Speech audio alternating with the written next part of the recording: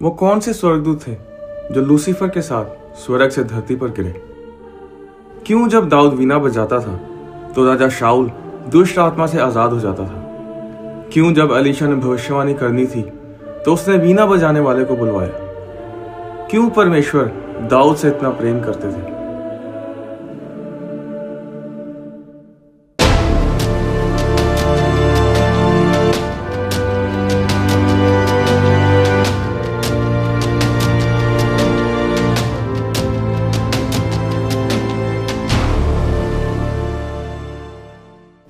यशायाह अध्याय 14 और उसकी 12 आयत में लिखा है, हे भोर के चमकने वाले तारे, तू कैसे आकाश से गिर पड़ा। यह भोर का चमकने वाला तारा लूसीफर था। यहेजकेल 28 उसकी 14 आयत हमें बताती है कि शैतान पहले एक अभिषिक्त दूत था जो परमेश्वर की हजूरी की रखवाली करता था।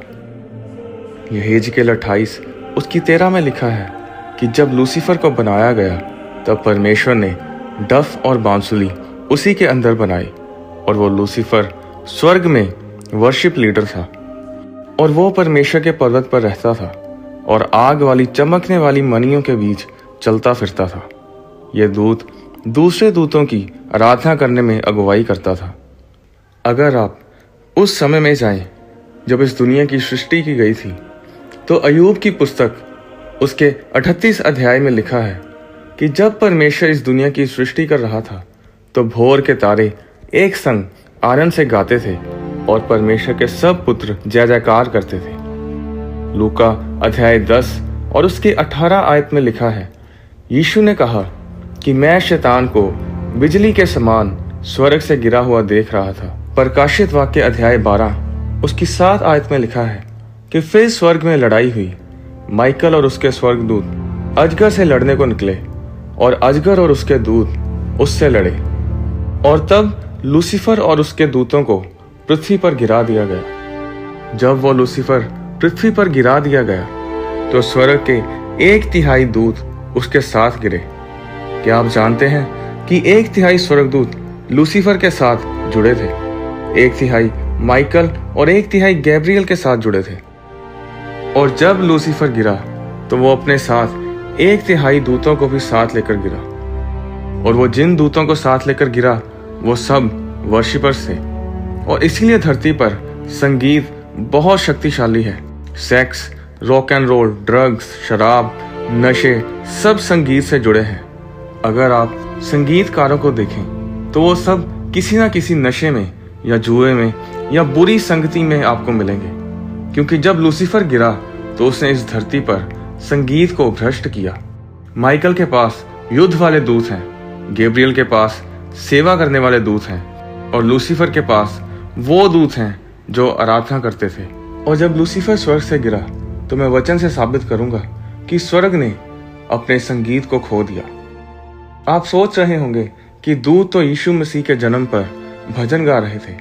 नहीं, लूका अध्याय 2 उसकी 13 में लिखा है कि स्वर्ग दूतों का दल परमेश्वर की स्तुति करता हुआ और ये कहते दिखाई दिए, आकाश में परमेश्वर की महिमा और पृथ्वी पर उन मनुष्यों में जिनसे वह प्रसन्न है शांति हो। प्रकाशित वाक्य 4 उसकी 8 में लिखा है कि स्वर्गदूत स्वर्ग में दिन रात बिना विश्राम कहते रहते हैं, पवित्र पवित्र पवित्र प्रभु परमेश्वर सर्वशक्तिमान, जो था और जो है और जो आने वाला है। प्रकाशित वाक्य 5 उसके 11 में लिखा है कि परमेश्वर के सिंहासन के आसपास स्वर्गदूत ऊंचे शब्द से कहते रहते हैं, वध किया हुआ मेमना ही सामर्थ और धन और ज्ञान और शक्ति और आदर और महिमा और धन्यवाद के योग्य है। प्रकाशित वाक्य अध्याय 7 उसकी 11 में लिखा है, और सारे स्वर्गदूत उस सिंहासन के सामने मुंह के बल गिर पड़े और परमेश्वर को दंडवत करके कहा, आमीन। हमारे परमेश्वर की स्तुति और महिमा और धन्यवाद और आदर और सामर्थ्य और शक्ति युगानुयुग बनी रहे, आमीन। आराधना स्वर्ग में भी होती है और आराधना धरती पर भी होती है, पर आराधना आपके शब्द होते हैं, जैसे कि हालेलुया, परमेश्वर का नाम धन्य हो, परमेश्वर की महिमा हो, परमेश्वर हम तेरी इज्जत करते हैं, तुझे महिमा देते हैं। पर जब लूसीफर 1/3 हिस्सा आराधकों का लेकर गिर गया, स्वर्ग ने अपना भजन खो दिया।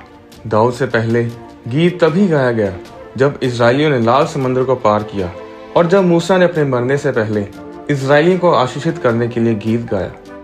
पुराने समय में चर्च में संगीत ना के बराबर था। संगीत तभी शुरू हुआ जब दाऊद आया, और जब वो वीणा बजाता था तो वह ऐसी वीणा बजाता था कि राजा शाऊल दुष्ट आत्मा से आजाद हो जाता था।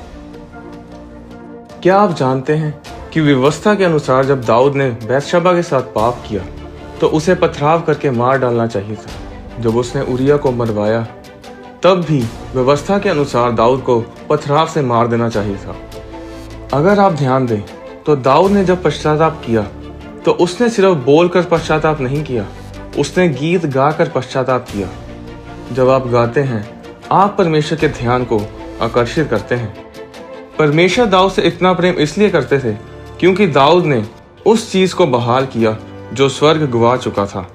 उसने भजन मंडली को बनाया, गीतों को लिखा, साज बजाने वालों को नियुक्त किया, संगीत को बनाया, और यही वो सब कुछ था जो परमेश्वर के पास नहीं था। आप हैरान होंगे ये सुनकर कि जब परमेश्वर ने संगीत सुनना होता है तो वो धरती की ओर देखता है। तो जब परमेश्वर भजन सुनना चाहता है तो वो दूतों को नहीं देखता जो सिर्फ बोल रहे होते हैं पवित्र पवित्र पवित्र। वो धरती की ओर देखता है जो लोग गा रहे होते हैं